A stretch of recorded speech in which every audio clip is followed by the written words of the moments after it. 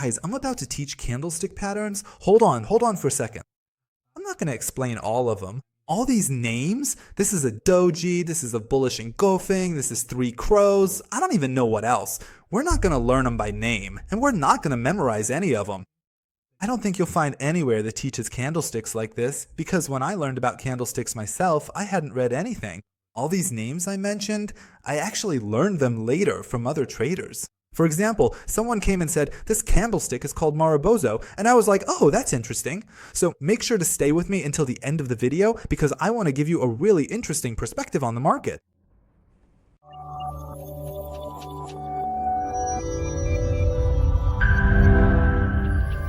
Hello, this is Trade City Pro. I'm Rashid Azizpour. Welcome to my channel. Guys, I know we were in the middle of the trend lesson, but it's necessary for me to talk a bit about candlesticks so we can get the right perspective, and then I can continue explaining the trend. Because a trend without candlesticks is meaningless. It's the candlesticks that actually form the trend. So stay with me until the end of the video. Something interesting is going to happen at the end. I'm saying this very seriously. Before we start, if this is your first time seeing me and my channel, make sure to subscribe. I post Bitcoin analysis every day. Once a week, I also upload free technical analysis tutorials. I've added a new topic. Be sure to check out every episode of eSport. It's worth watching. You might end up liking it. I post psychology content, crypto games you can't find anywhere else, and a lot of other stuff. I'm out of breath just listing it all. If you like this, subscribe. And if you've been with me for a while, make sure to hit like. Ask me questions in the comments and I'll answer you. You already know how it goes. And if you send some positive vibes my way, I'd really appreciate it. Now, let's get to the candles. Everyone's seen this book by now. I've shown it 100 times. The Handbook of Technical Analysts. There's a chapter, I'm not sure if you can see the name or not, hopefully you can, called Japanese Candlestick Analysis. It's about 40 pages long, and I'm looking at it right now. I'll tell you, it explains multi-time frames and how candlestick analysis starts. So here's what it says. It covers all kinds of reversal and continuation candlestick patterns, like hanging man, shooting star, piercing line, dark cloud cover, bullish and bearish harami cross, bullish and bearish engulfing pattern, abandoned baby, evening and morning star, and concealing. If I'm not mistaken, it's called baby swallow. Ladder top and bottom, 3-line engulfing, and going further down, falling 3 or rising 3 methods upside and downside gaps, trust line, mat hold pattern. All of these have been explained here for us one by one. For example, it says, should the candle size be like this? Should the breakout look like this? Then, one by one, it has taken each candle and, for example, like here, hopefully you can see it. For example, like here, I don't know a reversal candle, and if you see it, its trigger point is there, the stop loss is here, the sell trigger is here. It has taken each of these candles one by one, turned them into a pattern for us, and explained how to trade with each one. I don't know, it formed a shooting star, you frame it. It formed a tweezer top, you frame it. It formed an engulfing pattern. For example, like here, we had a candle like this. Then it formed an engulfing pattern. Put the stop loss above it. The sell trigger should be below. And for example, here it's a second breakout in an uptrend. All of this is explained in the book, okay? Then it says what happens in the patterns, one by one. It explains everything. Let me scroll forward and see what else it says. It's been a long time since I looked at its candlesticks. Maybe it's been a year since I last checked. This chapter covers how candlesticks relate to chart patterns, what happens in cycle analysis with candlesticks, and the psychology behind candlesticks. It even explains Heikin-Ashi candles. Everything is explained thoroughly. Let me say something. If I didn't respect this book, and books in general, I would have torn out this whole chapter and burned it. But honestly, I have a lot of respect for this book, because it has helped me so much. Really a lot. At the end, when the notes are finished, I'll mention a point, meaning at the very end, we'll just throw this part away, with respect. It's completely wrong to learn candlesticks like this, thinking that if you see a big Maribozu, this is going to happen, or if you see a harami, that's going to happen. All of this inverted hammer, this shooting star, that one is something else, this one is something else, just throw them all away. All of these were just made up by a perfectionist with a twisted mind who just wants to understand everything. They tried to explain everything with candlesticks. Why did they do that? What happened? Did they use candlesticks? Why did they do it? And what should we do now? Those early ones, those first masters, from Dow Jones to Elbrooks. Back then, they were so caught up and eager to understand everything in the market. They were so intense about finding a reason for everything and making rules for everything. Who knows where it's actually right? Because this isn't science for me to prove it. It's not like a quadratic equation where I can find a solution, calculate a delta, and say, hey, this is my answer, or write an identity. It's not even called the science of technical analysis. It's called the art of technical analysis. It's the art of technical analysis. So it's not something that can be proven at all. There are a lot of topics where people say that because people know and accept technical analysis, that's why technical analysis works. There's a lot of debate about this, even among really big names. When I say big, I mean on the level of Warren Buffett, okay? That's how big the debate is. Alright, so put all of this aside until the end of the video. Just watch where I'm going to show you and see what conclusion you come to. Man, it's not logical to just rely on price. If I wasted your time, I apologize, so make sure to stay with me until the end of the video. Let's go to the chart so I can give you my explanations. Alright, let's go to the chart so I can explain a few concepts and we can get a bit imaginative, so that we can reach a conclusion ourselves. Consider these charts as if they're living beings. Imagine Bitcoin as a living creature called BT. BTC/USDT, BT versus USDT, that's the pair we're looking at, okay? So when you think of it as a living being, these candles it forms are its way of communicating with us.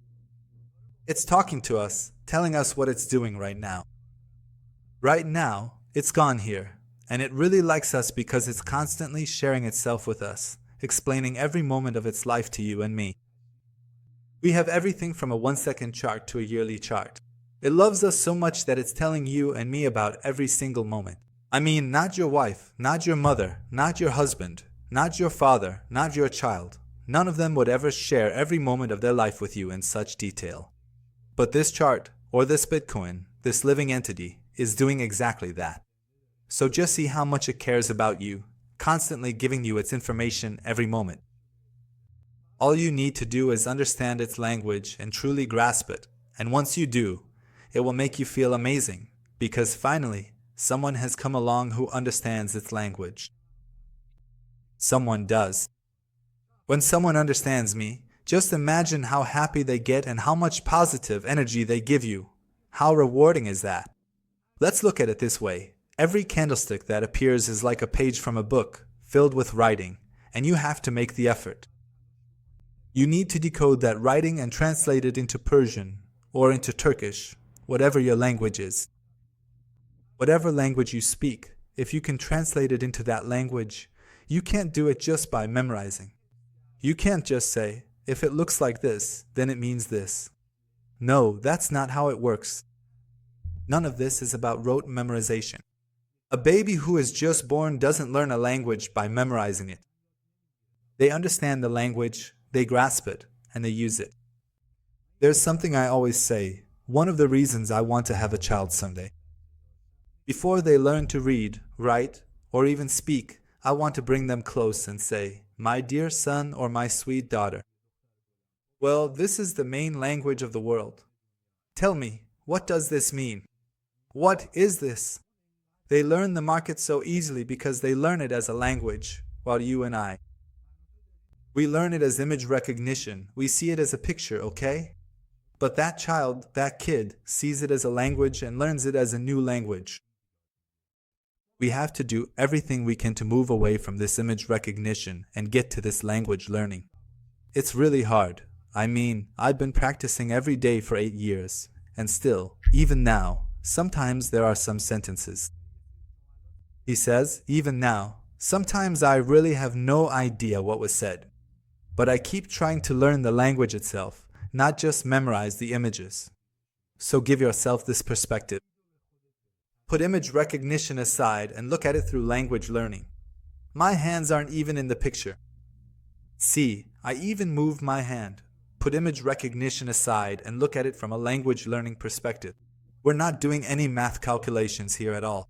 Sorry, let me lower my head a bit. We're really not doing any math calculations, so let's not fool ourselves. It's not like we're kids trying to calculate volume or something. Then, let's say, we compare today's average volume with that day. Then we go and take the integral. Then we write out a math series. Then we calculate MPV. Then we calculate R. But we don't do any of that. We just analyze the image. Seriously, when was the last time you actually paid attention to the chart up here for even a minute? Did you even check it? Did you see where the candle's open is, where its high is, where its low is, where its close is? Did you look at that before you started looking at the volume? You see the volume here, the volume there, and now you're comparing this volume to that volume without even checking those basics. Very few people, honestly, very few. Out of 1 million traders, maybe 1 or 2 actually check this. I'm being serious. So what we're doing is basically image reading. Okay, please accept this from me. Let's just put image reading aside for now. Let's move on to language analysis. Each of these candles is like a page in a book, and it's telling a story to you and me. We have to understand this story so we can figure out what it's going to tell us on the next page, and then what it's going to say on the page after that, and so on. We need to understand this living thing. We need to realize that here, all of a sudden, it got really scared and needed something. It needed some help, needed to be soothed a bit, needed a little kindness, and they got a bit of that kindness. How happy it got and started going up. We need to understand that when it got here, it was full of confidence. With too much ego, too much pride, it's about to explode, and we need to make it understand that its ego has gotten way too big. Come down, kid. After this, we need to understand and see it this way. Our market is a living being. The market, this living being, is made up of the decisions of all of us who are in it. You, me, and everyone else together are creating this living being. We are the creators of this living being, you and I. You and I are doing things that make it upset, happy, go up, come down, and all these things happen. Now let's move on to break the code of this language. There was a movie, I can't remember its name right now. Maybe it was Enigma? I can't recall exactly, but it was about the world's first computer. They built it to decode Hitler's letters, but they kept failing, and failing, until they realized that at the beginning of each letter, what they were writing was in code. They say the Heil Hitler is based on that same Heil Hitler and those numbers. They decoded the rest of the letters, both the whole content and the code, and managed to succeed and win the war. We need to come and find the hello of this chart, and each of us needs to find our own hello chart and decode based on that code. I'll tell you my own code now, but you can't use this code. You have to sit down and practice this yourself. At the end of the video, I'll explain how to practice it properly, and you need to decode this yourself. But for now, I'll tell you the hello. First of all, let me mention something. The market is made up of 2 groups of people. Some are buying and some are selling. Whenever the buyers are stronger, the price goes up. Whenever the sellers are stronger, the price goes down. Now you might be thinking, isn't this obvious? Why are you telling me this? I know, but actually you don't really know it. You think you know, but you actually know it in a different way. It's not the right way. You need to understand this for every single candlestick. You need to figure out which side is stronger and then make your decisions and trades based on that strength. For example, let's take a look at this candlestick. Let me open my eyes first. This is the same October 15th, 2018 that I explained in the video on market psychology. If you haven't seen it, go check it out. The story is that I have this action line here, and you'll understand what it's for. Okay, now let's look at this candlestick. How do I see it? In this candlestick, when it opened, the buyers pushed hard and drove the price up to here. That's it. They did their best, spent a lot of money, put in a lot of effort, opened positions, and after all that energy and everything they did, the sellers, they were like, look, they brought the price of your house down to here. But in the end, the buyers were still stronger because the sellers didn't let the price drop and turn the candle red. Okay, but what does this tell me? This tells me that these dear buyers in this Bitcoin did everything they could, but they've run out of strength. They're exhausted, but they haven't gotten anywhere. In the next candle, they won't have much strength left because they don't have any more money. They've all been liquidated, their capital is gone, they're at a loss, and they just want to escape. So from this candle, I conclude that the buyers are now scared. They have no strength left. They're tired, worn out, and have been hurt.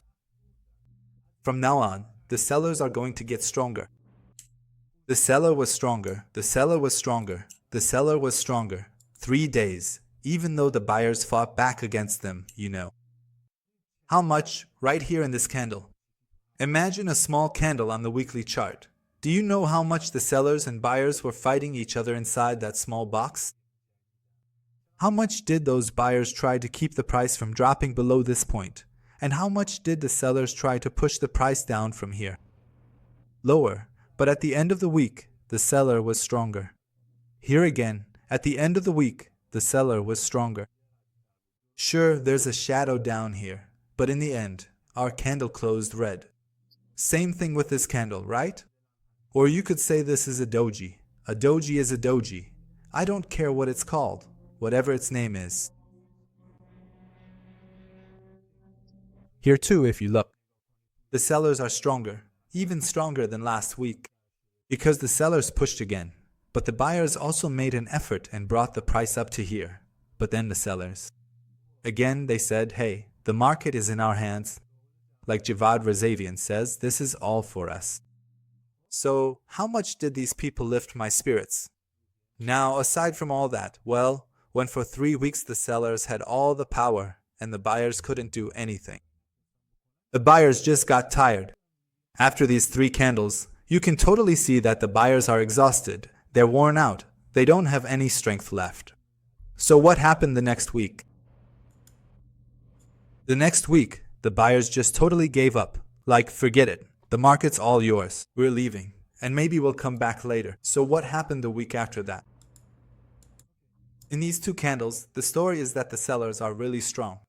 When we get to this candle, we'll talk about it. Man, after these 2 candles, with such a big red one, why would there suddenly be a green candle like that? Guys, besides just buying and selling, there are 2 other concepts we have, which are about getting liquidated. Our position, or the other one, what's it called in English? I can't remember right now. Guys, I thought about it a lot, but I just can't remember. But liquidated meant closing a long position, if I'm not mistaken. But anyway, let's not worry about it now. I'll look it up again later to remember. It's just been a long time since I used those words. But we do 2 other things in the market as well, besides short positions and long positions. What are those 2 other things?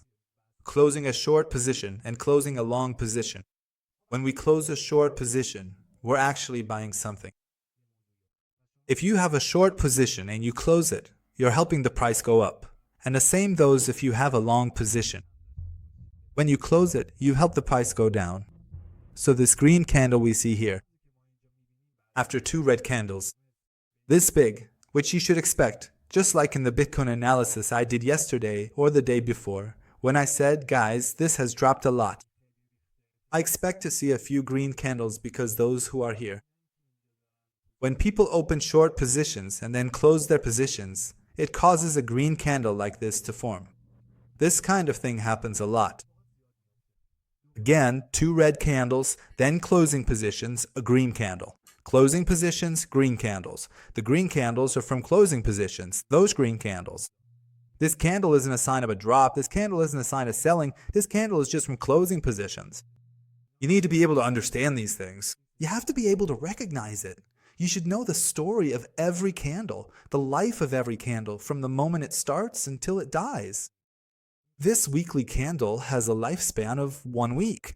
Now, let's go to the 1-hour candle. Let's check out Bitcoin right now and talk about it. About the candles. What happened? What's the story? We've had all these red candles. So I know on the next pages, we'll have some green or calm candles. Why? Because the person who opened the position here wants to close their position here. They did this, and when they closed their position, we had a green candle high. Why such a big move upward? Why did this happen? There's no real reason I have to know why this happened, and I don't need to go out of my way to figure out why it happened. I know why it happened. This is called a detect bounce. I told you to go read about it on Google, and I'll explain it more later. If you want, you can read about it. Its Persian translation is, it means dead cat bounce. That's basically what it means. Okay, but overall, the main thing is that we know our trend is downward, so any green candle like this is just like that. I shouldn't pay attention to it. Now, let's get to our main topic of candlestick analysis. Right now, the market is in this situation here. It goes around, and suddenly you see this candle. When you see this candle, you tell yourself its story. You say, yeah, the trend is bearish, and the poor buyers tried their best to push the price up to here, but then the sellers took over from here and brought it down to here. All right, dear Bit, what are you trying to tell me? What's the story you're telling me right now? Can you talk to me more simply? Let me try to figure it out myself a little bit. Okay, so the buyers pushed the price up to here, which means they spent a lot of money, put in a lot of effort, and made a lot of sacrifices, and the sellers easily drove the price down, even turning the candle red. So right now, the sellers are much stronger and even happier because they haven't lost anything. The sellers, the candle opened above a green candle. In fact, they've even gained something since the prices dropped further. It was the buyers who lost out from here to here. So from this candle, we can conclude that the sellers are really strong right now. Then after that, a green candle forms with a high like this. Okay, so it seems like the buyers are giving it another shot. They tried to succeed, whether they made it or not, or whatever they did. But still, up to now, they haven't regained their previous strength, so the power is still with the sellers. They don't have enough strength for me to say the market is now in the buyer's hands and the sellers are out. You brought the price down here once, right? When are you going to prove your strength to me? If I see one more time that you have the power to push it below this candle, then I'll say you've proven yourself to me, so I'll go along with you. It's not about you and me. We have to be in this battle, and whoever wins, we get in their car. We'll go with them, okay? I'm being really serious here. I'm saying, forget about fighting in the market. Let them fight and take the losses. You and I will go in at the end. We'll collect the spoils and leave. Yeah, that's how ruthless it is, and that's exactly how it should be. If you don't approach the financial market like this, you're doing it wrong. You'll die in the battle, right? So, dear seller, if you bring the price below this candle for me one more time, I'll go all in. You brought it down here once and then it went back up, but you haven't proven your loyalty to me yet.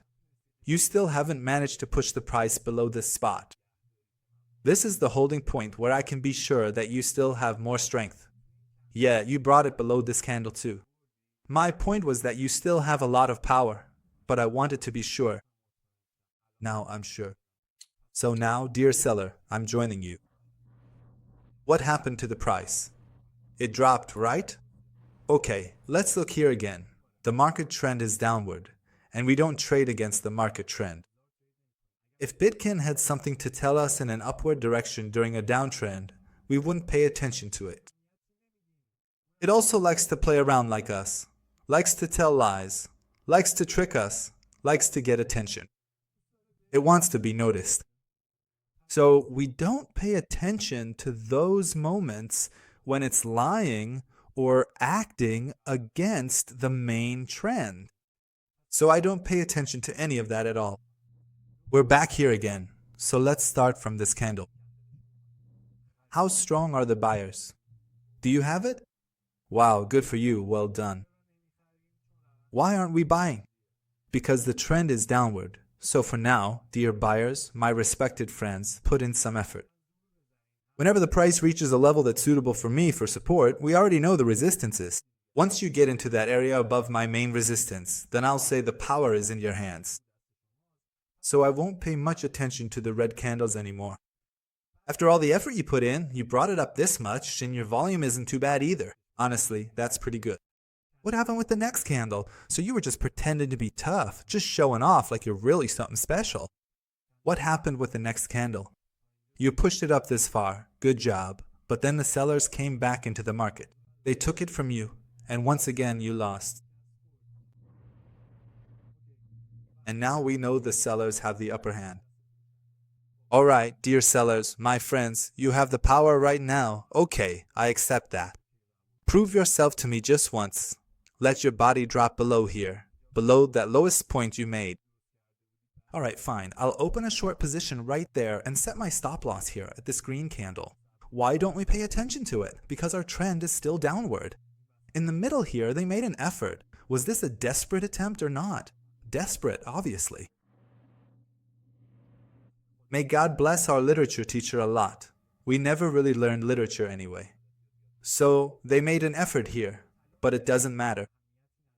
We have a yellow stop, and we want it up to 8 yellow stops. We're not supposed to always get it right. This is an unfamiliar language. We're just trying to be able to understand 3 lines out of a page that's written. We'll just make up the rest ourselves. What's going to happen anyway? So we don't pay attention to this green. So what happened next to the price? It dropped again from the start. The trend is downward, and I'm not paying attention to this green candle.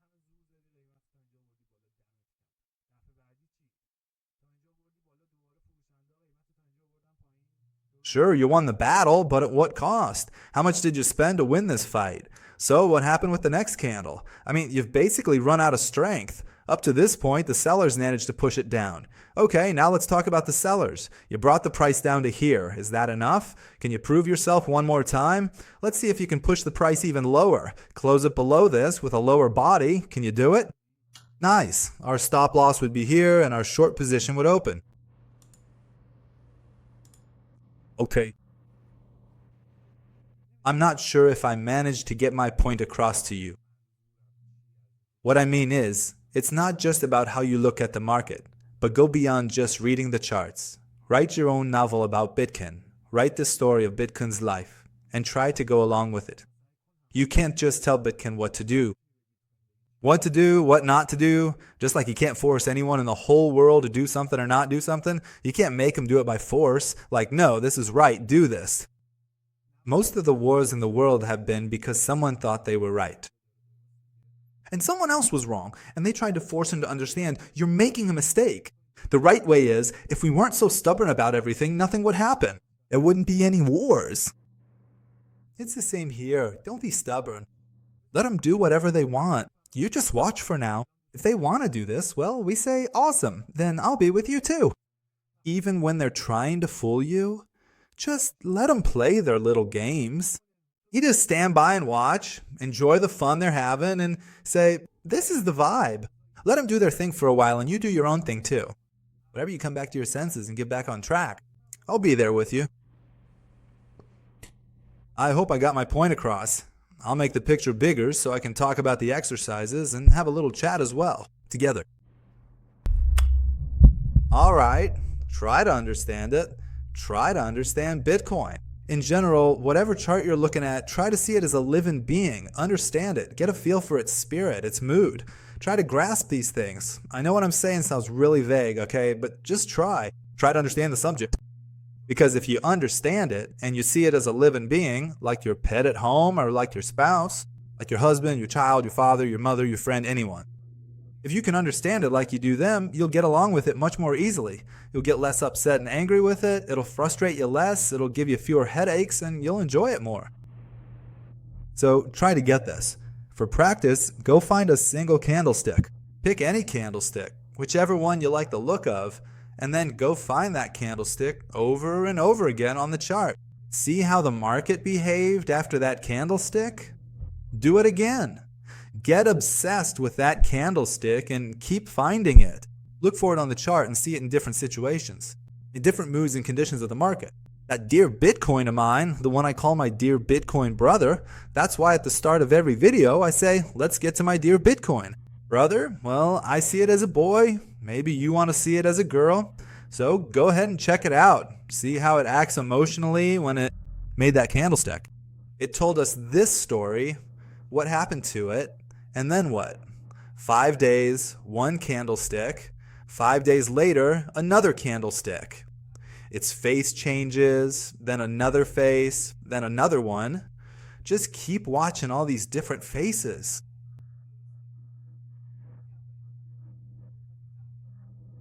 We're set at age 4.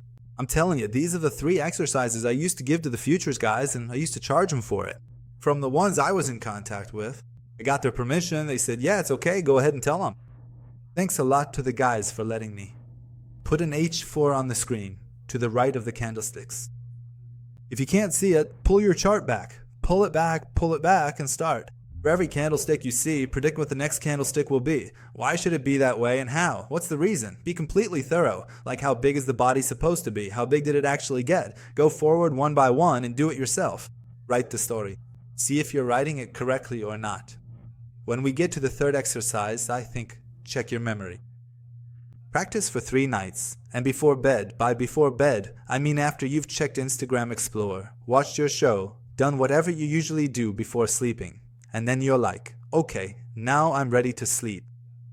Right before you close your eyes to sleep, take a quick look at Bitcoin on the 1-hour chart.